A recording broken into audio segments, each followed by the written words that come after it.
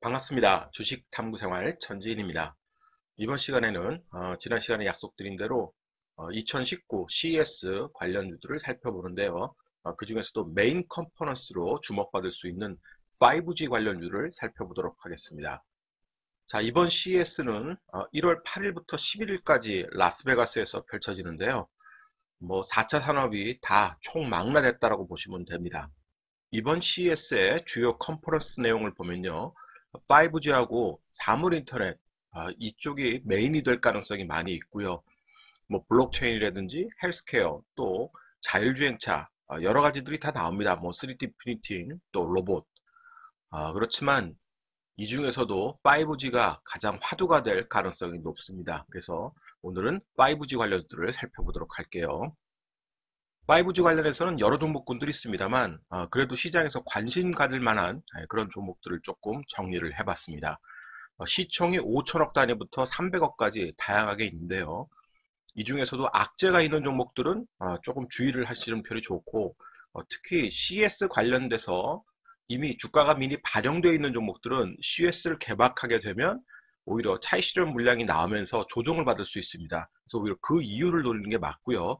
이것들이 갑자기 수급이 붙으면서 반응을 할 때 그때 트레이딩 관점에서 보시고, 오히려 CES 지난 다음에 충분히 조정이 나온 그런 종목군들은 중장기 관점에서 보셔도 좋을 것 같습니다.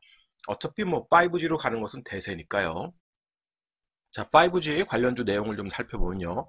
RFHIC 같은 경우는 통신용 파워 트랜지스터를 제조합니다. 시총이 5,500억으로 거의 대장주 역할을 했었죠. 하지만 사채 물량도 좀 있고 화웨이 관련된 악재가 있기 때문에 그 화웨이 관련한 악재가 해소되는 시점까지는 오히려 좀 조심을 좀 하셔야 됩니다. 대한광통신 같은 경우는 광섬유 및 광케이블 제조를 하는데 3,760억 정도 시총을 형성하고 있습니다.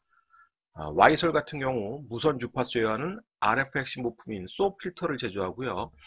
신규로 이제 보호 필터를 개발해서 내년 후반기 때 이렇게 판매를 할 가능성이 높습니다. 화웨이발 악재가 있기 때문에 역시 와이솔도 조금 경계를 하셔야 됩니다.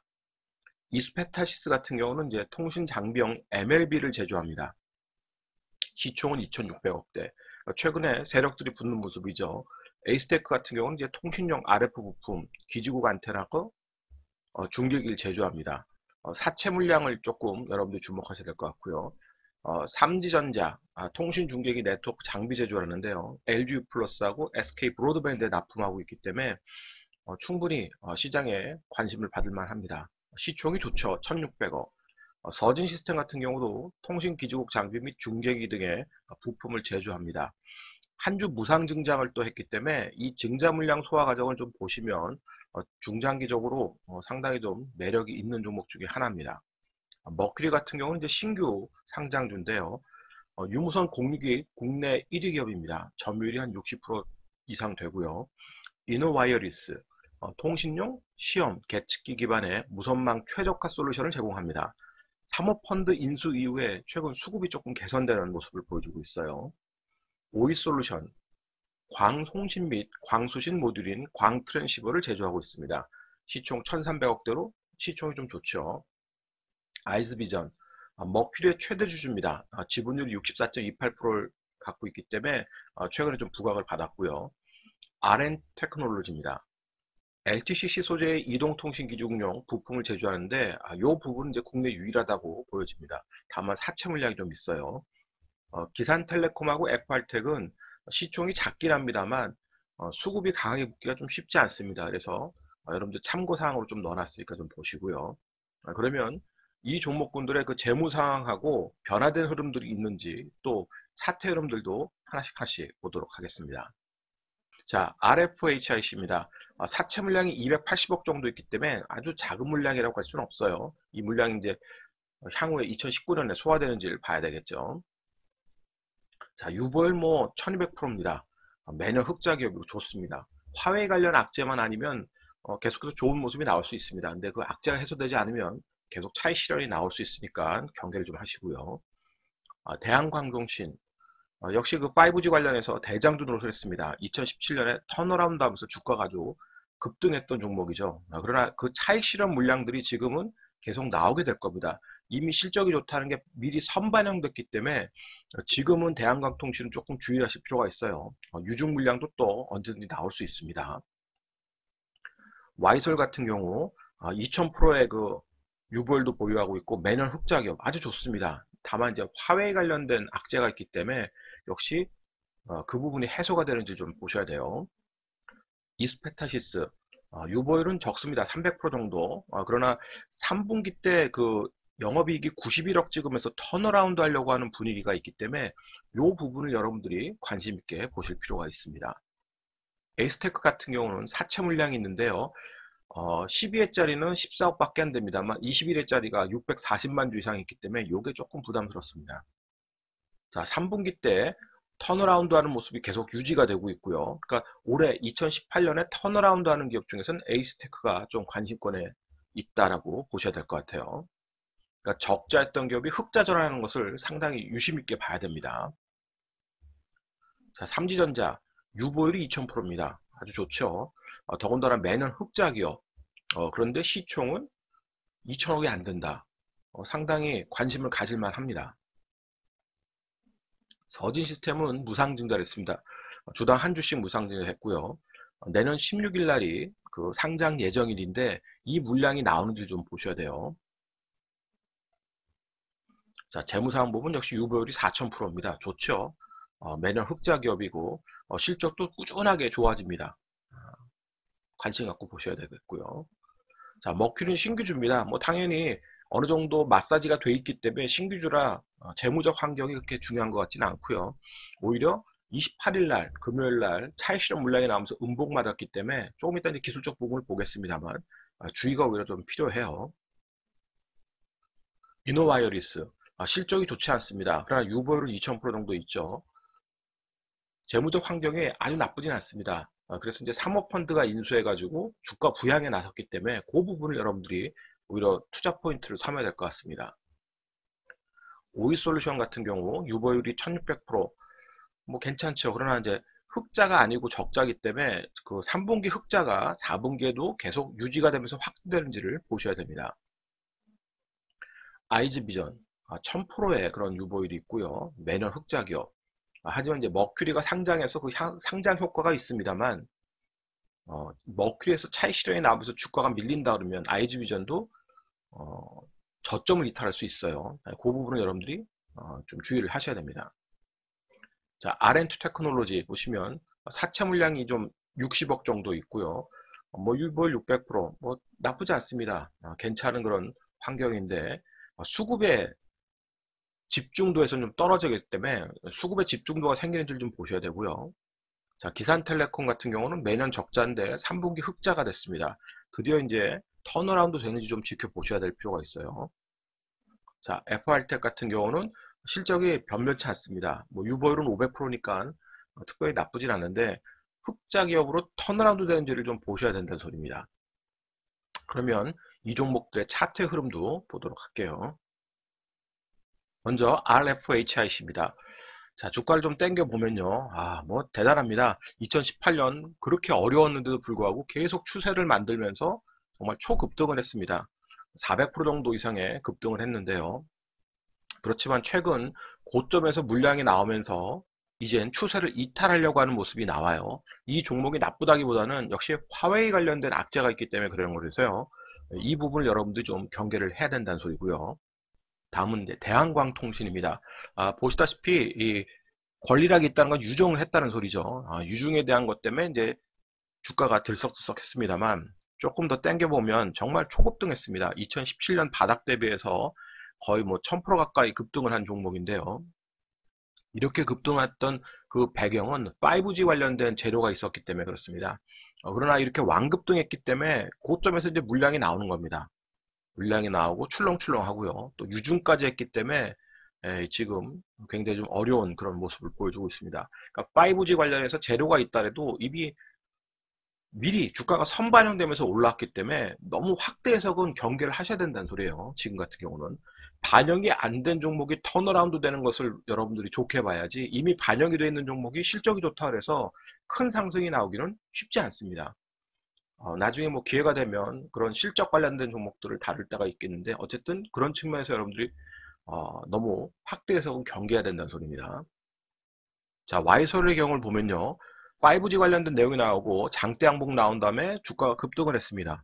자, 그런데 화웨이 관련된 악재가 나오다 보니까 주가가 다시 다 흘려서 거의 원위치 근처까지 떨어졌었어요.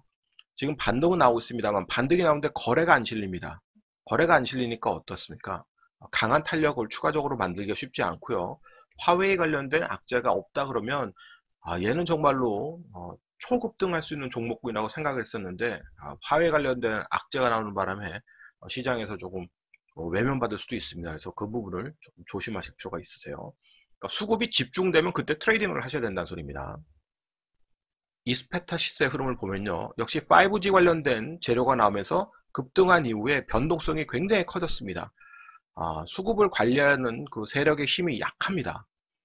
보통 이렇게 급등한 이후에 안정적 흐름을 만들어내지 않고 변동성이 크다는 것은 물론 시장이 좋지 않았기 때문에 그런 것도 있습니다만 세력들의 관리가 약한 부분도 있는 겁니다. 그래서 아예 이게 박스권을 돌파하면서 벗겨내든지 안 그러면은 다시 박스권의 저점일 때 여러분들이 트레이딩 관점에서 보시는 게 더 나아 보여요. 다시 박스권의 저점 하단으로 떨어질 때를 보시라는 소리입니다.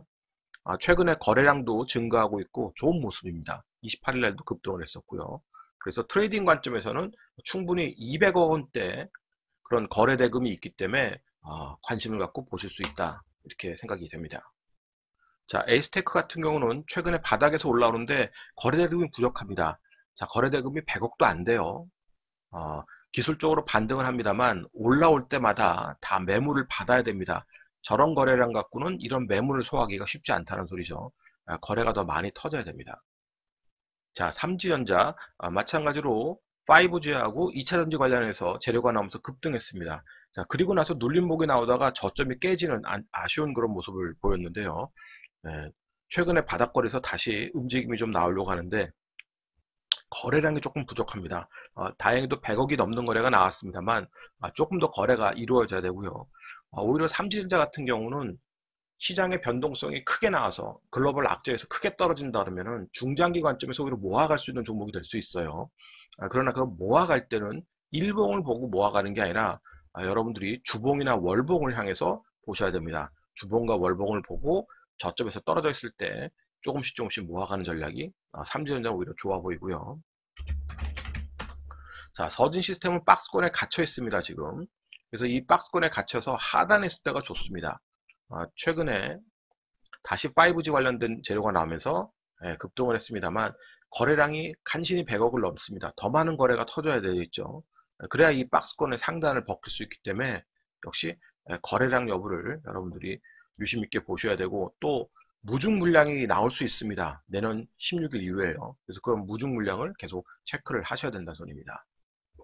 자, 머큐리는 신규 상장 이후에 12월 달 장이 안 좋았는데도 급등을 했었는데요. 자, 마릴에는 오히려 약간 동반하면서 음봉을 맞았습니다. 또 긴 꼬리를 달았기 때문에 별로 좋지 않아요. 차트적인 흐름은. 그래서 머큐리를 매매하기보다는 머큐리가 이런 그 수급이 개선되는지를 좀 보셔야 될 겁니다. 그 전까지는 관망하시는 게 오히려 더 좋아요. 자, 이노와이리스. 거래 대금이 조금 부족한 게 아쉽습니다. 거래 대금만 붙어준다면 좋을 텐데요. 보시다시피 지금 주가가 굉장히 출렁출렁 거리는 모습을 보실 수 있습니다. 이 종목의 특징이 상당히 크게 올랐다가 떨어질 또 크게 떨어지는 그런 모습을 보여줄 수 있는데요. 그러니까 주가의 패턴이 얘는 올라갈 때도 굉장히 탄력적으로 올라갑니다만 떨어질 때도 그냥 순식간에 다 떨어져 버립니다. 자, 올라갔다 떨어지고 올라갔다 떨어지고 대단하죠?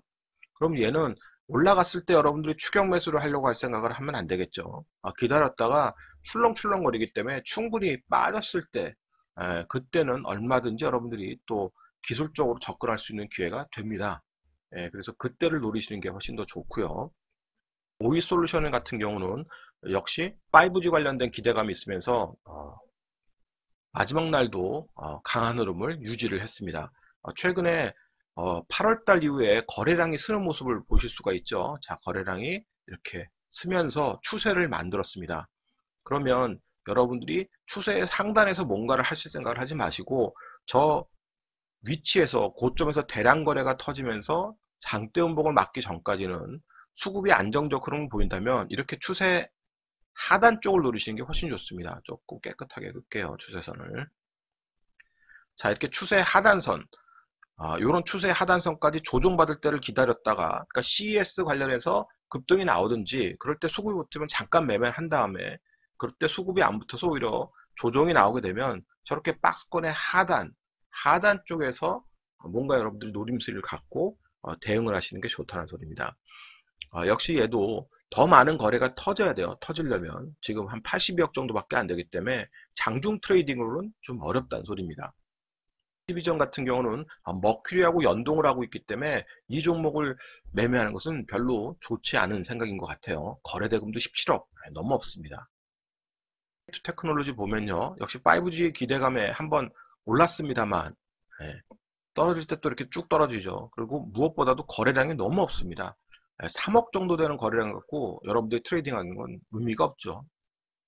텔레콤도 최근 급등 나가랍니다만 거래대금이 너무 없습니다. 5억짜리니까요. 거래량이 너무 부족하다 이렇게 생각을 하셔야 됩니다. 더 거래가 갑자기 확 몰리면서 수급이 집중돼야 된다는 소리예요. 자, 그러면 이런 수급들이 좀 나와줘야지 그나마 거래를 튀어야 됩니다. 지금 거래가 너무 없어요. FR텍 보시면 거래량이 섰습니다만 19억짜리입니다. 이런 거래 갖고는 트레이딩이 될 수도 없고요. 세력들의 입성이라고 보기도 어렵습니다. 자, 지금 장기적으로 박스권에 갇혀 있기 때문에 이런 거래가 연속으로 터져주지 않으면 얘는 올라올 때마다 매물 다 받아야 되는 거예요. 그래서 거래량이 이렇게 수백만 주 이상씩 연속적으로 터져주면서 매물을 잡아야 됩니다. 그렇지 않고 있으면은 여러분들이 트레이딩 하기도 어렵고 의미가 없다. 단지 5G 관련들이 어떻게 연동해서 움직이는지를 보기 위해서 이런 종목들도 같이 넣어놓은 거예요. 시간에는 관련주 중에서 5G 관련주를 살펴보는 시간을 가졌고요. 영상이 도움이 되셨다면 좋아요, 구독하기 부탁드립니다. 또 찾아뵐게요. 고맙습니다. 전지인이었습니다.